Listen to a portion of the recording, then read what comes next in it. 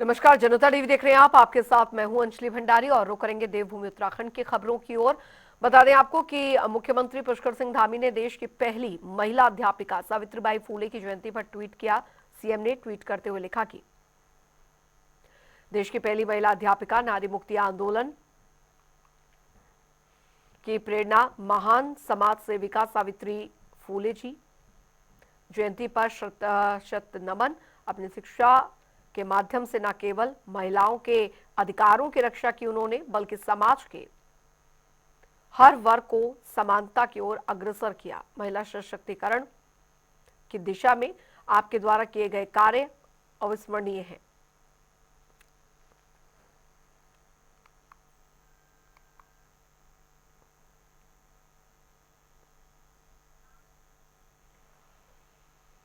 उधर आपको बता दें कि नगर निकाय चुनाव को लेकर सियासी लड़ाई जारी है, तो वहीं तमाम पार्टियां अपने रूटों को मनाने में अब लगे हुए थे। इस पर बीजेपी के प्रदेश अध्यक्ष महेंद्र भट्ट ने कहा कि बीजेपी एक संगठित पार्टी है और उसके कार्यकर्ता भी पार्टी के सभी आदेशों का पालन करते हैं। देखिए, पार्टी संविधान में व्यवस्था है और जिसकी सदस्यता होगी पार्टी के अंदर, वो फिर पार्टी को अगर वो नामांकन वापस ले लेते हैं और पार्टी के सक्रिय सदस्य हैं तो उनको भी 6 वर्ष के लिए निष्कासित करना हमारी मजबूरी होगी। और मैंने अपील भी की है, लगातार 2 दिन मैंने सभी अपने जो कार्यकर्ताओं अपील भी किया है कि अनेकों अवसर खुलते हैं सत्ता में, हम केंद्र में सरकार, राज्य में सरकार, जिले में सरकार, नगर पालिकाओं में सरकार, हर व्यक्ति के लिए रास्ते बनेंगे। इसलिए पार्टी विरोध में किसी व्यक्ति को जाना उचित नहीं है, नहीं जाना चाहिए। और कोई अगर उस सीमा रेखा का उल्लंघन करता है तो फिर हमको उसको पार्टी से निकालना पड़ेगा। उधर निकाय चुनाव में नाराज कार्यकर्ताओं पर बीजेपी एक्शन लेने के मूड में है। हालांकि अभी नाराज कार्यकर्ताओं को मनाया जा रहा है, लेकिन बीजेपी के प्रदेश महामंत्री राजेंद्र बिष्ट की अगुवाई में 4 लोगों का पैनल उन कार्यकर्ताओं से मिल रहा है जो चुनाव लड़ने की स्थिति में पार्टी लाइन से बाहर जाकर अपना नामांकन करवा चुके हैं। रामनगर, कालाडूंगी, नैनीताल और लालकुआं में नाराज कार्यकर्ताओं को मनाया जा रहा है। बीजेपी के नैनीताल जिलाध्यक्ष प्रताप बिष्ट के मुताबिक आज शाम तक कई कार्यकर्ताओं ने नाम वापस लेने की बात कही थी। इसके लिए जो कार्यकर्ता अति उत्साह में आ गए हैं और जिन्होंने अपना वहाँ पर आवेदन किया है, तो उनके लिए एक यहाँ पर टोली बनाई गई है जिसमें कि राजेंद्र बिष्ट जी, जो कि हमारे प्रदेश महामंत्री हैं, वे प्रमुख हैं और उनके साथ 4 लोग और हैं। वे सभी यहाँ पार्षदों से मिलने जा रहे हैं और कई लोगों ने आज नाम वापस करने की बात भी करी है और कई लोग ले भी रहे हैं। इसके साथ साथ जिले स्तर पर भी रामनगर में कल हम लोग बैठे थे, वहाँ भी 3 से 4 प्रत्याशियों ने अपने नाम वापस ले लेने की सहमति दे दी है और आज नाम वापस हो भी जाएंगे। देखिए, जो आज शाम तक हमें जो चीज़ें सामने आ जाएंगी, उसके बाद फिर जो लोग रहेंगे उनका हम संज्ञान लेकर के पार्टी को वे नाम भेजेंगे। उसके बाद पार्टी स्तर में चर्चा वार्ता के बाद जो भी निर्णय पार्टी का होगा वो सब लोगों के सामने आ जाएगा। उधर विकासनगर अंतर्गत हरभटपुर नगर पालिका चेयरमैन पद पर कांग्रेस प्रत्याशी यामिनी रोहिला का नामांकन निरस्त हो गया है, जिसमें उनके जाति प्रमाण पत्र और तहसीलदार के रिपोर्ट को आधार बनाया गया है। वहीं जिसके चलते अब कांग्रेस प्रत्याशी और उनके वकील की ओर से हाईकोर्ट का दरवाजा खटखटाने की बात कही है। नामांकन पत्रों के जो स्क्रूटनी थी, उसके लिए जो निर्धारित तिथियां हुई थी घोषित, उसमें 31 दिसंबर और 1 जनवरी का दिन तय था। इस अवधि में एक प्रत्याशी, महिला प्रत्याशी के अन्य पिछड़ा वर्ग का जो प्रमाण पत्र था उनका, ओबीसी कास्ट का, उस पर आपत्ति दर्ज की गई थी कि यह प्रमाण पत्र वैध नहीं है, यह छत्तीसगढ़ की महिला हैं और इस क्रम में इसके मतलब चुनौती दी जा सकती थी। इसलिए इस प्रकरण पर इसलिए 2 दिन का समय लगा और ये प्रक्रिया आगे चली। हाँ, आपत्तिकर्ता, क्योंकि हमें जो डायरेक्शन मिली है उसमें ये ज़रूर था कि आपत्ति जो है सिद्ध करने का भी जो वो है दायित्व, तो वो आपत्तिकर्ता पर ही है। उनको 2 बार बुलाया गया था, लेकिन उनसे दूरभाष से संपर्क हो नहीं पाया।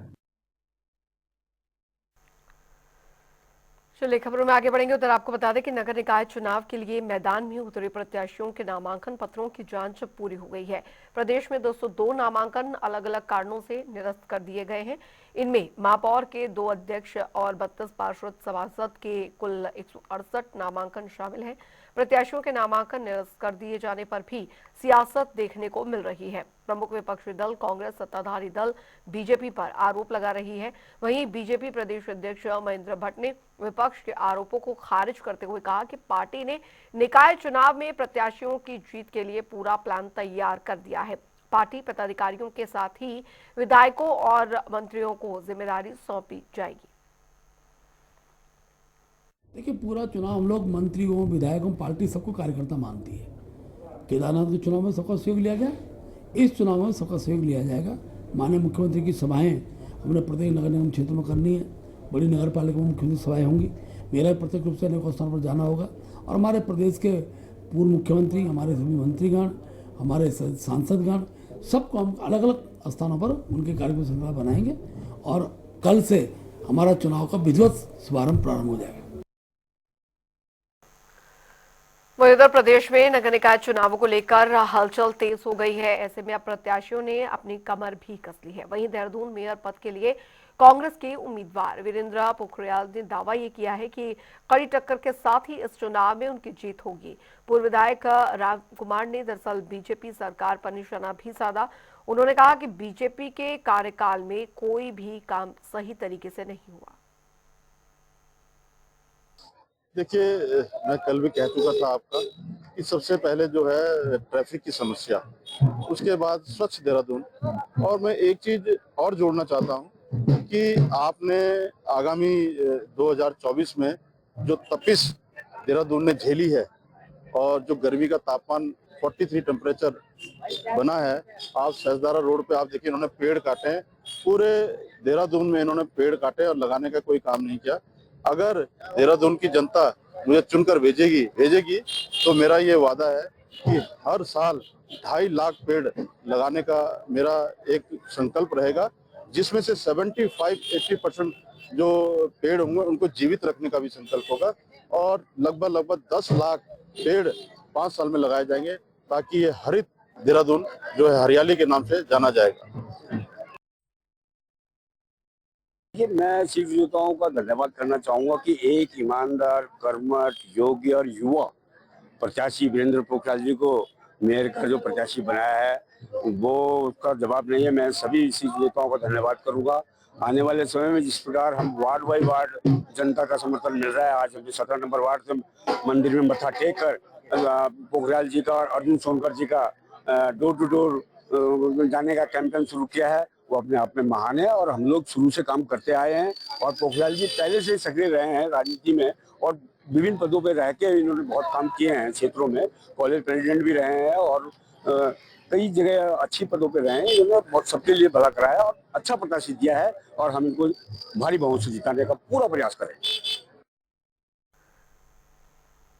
उधर उत्तराखंड में 23 जनवरी को नगर निकाय चुनाव हेतु मतदान होना है। वहीं मतदान से पहले सभी दल अपनी अपनी तैयारी में जुट चुके हैं। तैयारी के साथ साथ कांग्रेस के अंदर टिकट बंटवारे में नाराजगी को लेकर भी घमासान मचा हुआ है। इसी को लेकर जनता टीवी के संवाददाता यशराज आनंद ने कांग्रेस नेता देवेंद्र सिंह से खास बातचीत की। सुनिए क्या कुछ कहा। उत्तराखंड में 23 जनवरी को नगर निकाय चुनाव होना है। वहीं नगर निकाय चुनाव से पहले उत्तराखंड कांग्रेस में काफी भूचाल मचा हुआ है। यदि बात करें भूचाल की, तो उत्तराखंड के कई वरिष्ठ नेता टिकट बंटवारे के बाद से नाराज दिख रहे हैं। कईयों ने पार्टी भी छोड़ने का मन बना लिया है। वही हमारे साथ बातचीत करने के लिए हैं देवेंद्र सिंह, जो वरिष्ठ कांग्रेस नेता हैं और साथ ही साथ इन्होंने मेयर के लिए टिकट भी मांगा था। आइए बात करते हैं देवेंद्र सिंह से। सर, सबसे पहली बात तो जिस प्रकार से चुनाव से पहले भूचाल देखा जा रहा है, इसको आप किस रूप में देखते हैं? देखिए, अमूमन चुनाव प्रक्रिया जब शुरू होती है तो इस तरह के उतार चढ़ाव हर पार्टी में होते हैं। जो लोग पार्टी के लिए काम करते हैं, टिकट की दावेदारी भी रखते हैं, लेकिन टिकट एक ही को मिलेगा ये तो निश्चित है। तो जिन लोगों को टिकट नहीं मिलता उनमें रोष होता है। सभी लोग कहीं ना कहीं काम करते हैं, पार्टी की मजबूती के लिए काम करते हैं, जनसंपर्क भी रहता है, लेकिन एक पार्टी का अनुशासन और पार्टी के प्रति जो समर्पित लोग हैं, इस रोष को कहे या गुस्से को कहे या जो उनकी अनदेखी थोड़ी हुई है, उसको थोड़े दिन का एक ये टेम्परेरी फेस होता है और फिर से सभी लोग एकजुटता से पार्टी के काम में जुट जाते हैं और जो हमारे अधिकृत प्रतिनिधि जिनको प्रत्याशी बनाया गया है, जिनको सब में बेस्ट कहते हैं कि जो सब में बेस्ट होता है उसको टिकट मिला है, सभी लोग मिलके उनको जिताने की प्रक्रिया में लग जाते हैं। और आज आप देख रहे हैं कि सभी कांग्रेसी एकजुट होकर, चाहे देहरादून नगर निगम की बात हो या अन्य स्थानों पर भी, पालिका परिषद हो, निगम हो या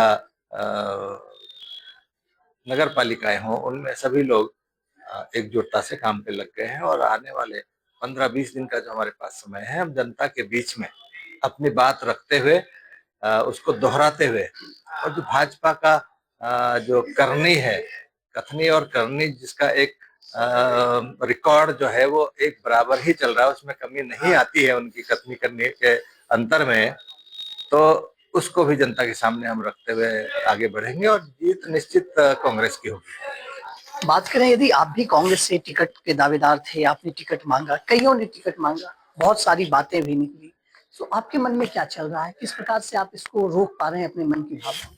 नहीं, रोकने की और रोष की बात नहीं होती है। संगठन है, संगठन राष्ट्रीय स्तर पर और 100 साल, लगभग 125 साल पुरानी पार्टी, जो देश को आजादी से लेकर देश का जो भविष्य है वर्तमान विश्व के पटल पर स्थापित करने में जो कांग्रेस ने किया है, उसके मद्देनजर कोई इस तरह का कोई मनमुटाव या मन में कोई इस तरह की बात नहीं है।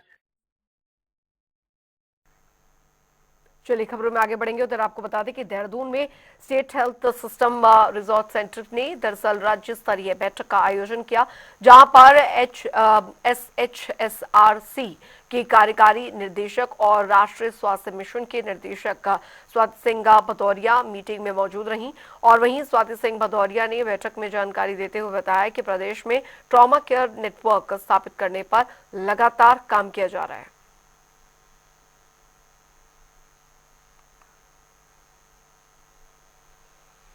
उत्तराखंड काफी डिजास्टर प्रोन, एक्सीडेंट प्रोन हमारे स्टेट है और काफी सारी इसमें मौतें भी होती हैं और उससे कई गुना ज्यादा उसमें लाइफ लॉन्ग डिसेबिलिटी के भी केसेस सुनने में आते हैं।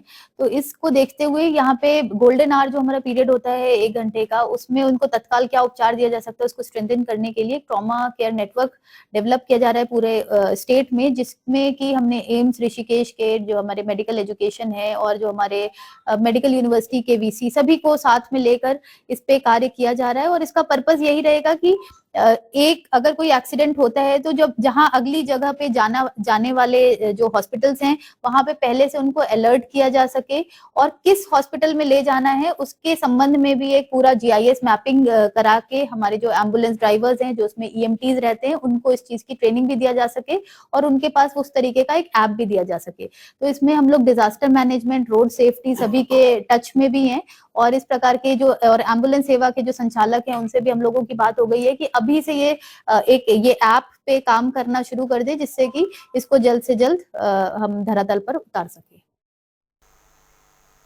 उधर देहरादून में सड़क सुरक्षा को लेकर परिवहन विभाग पूरी तरह से सख्त नजर आ रहा है, जिस पर कि परिवहन अधिकारी शैलेश तिवारी ने जानकारी देते हुए बताया कि ओवरलोडिंग और तेज रफ्तार वाहनों की कड़ी निगरानी की जा रही है। इसके अलावा शराब पीकर वाहन चलाने वालों के लाइसेंस को रद्द किया जाएगा।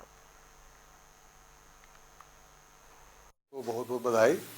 और परिवहन विभाग नए साल में कुछ नई चीज़ करने जा रहा है, क्योंकि हम लोग का तो हमेशा सबसे मेन फोकस होता है कि जो रोड एक्सीडेंट है और उसमें जो घायल और मृतकों की संख्या है उसको कैसे कम से कम किया जाए। जान माल की सुरक्षा सबसे मेन फोकस हमारा है।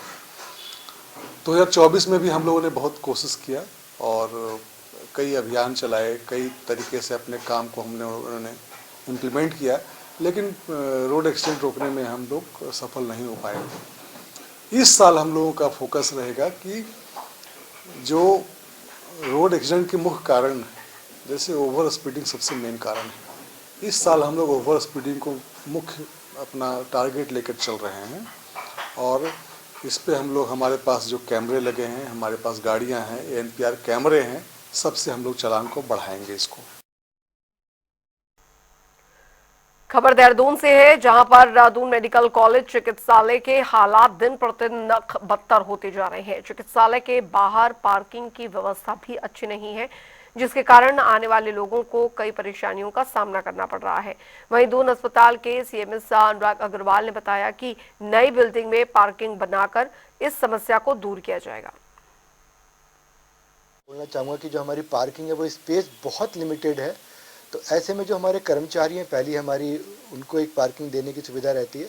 और आपने देखा होगा पिछले दिनों में हमने मरीजों की पार्किंग के लिए भी आसपास पुलिस प्रशासन को और म्युनिसिपल कॉरपोरेशन को लिखा, जिससे थोड़ी सी हमें ईज हुई है और पार्किंग मिलने लगी है। लेकिन हम बहुत ही नैरो स्पेस में काम कर रहे हैं। उम्मीद करता हूँ कि जो नई बिल्डिंग आ रही है वहाँ 2 फ्लोर की पार्किंग उसमें बेसमेंट और ग्राउंड पर देने की कोशिश करी गई है, जहाँ पर लगभग 100 कारें और 500 मोटरसाइकिल के लिए पार्किंग मिल जाएगी।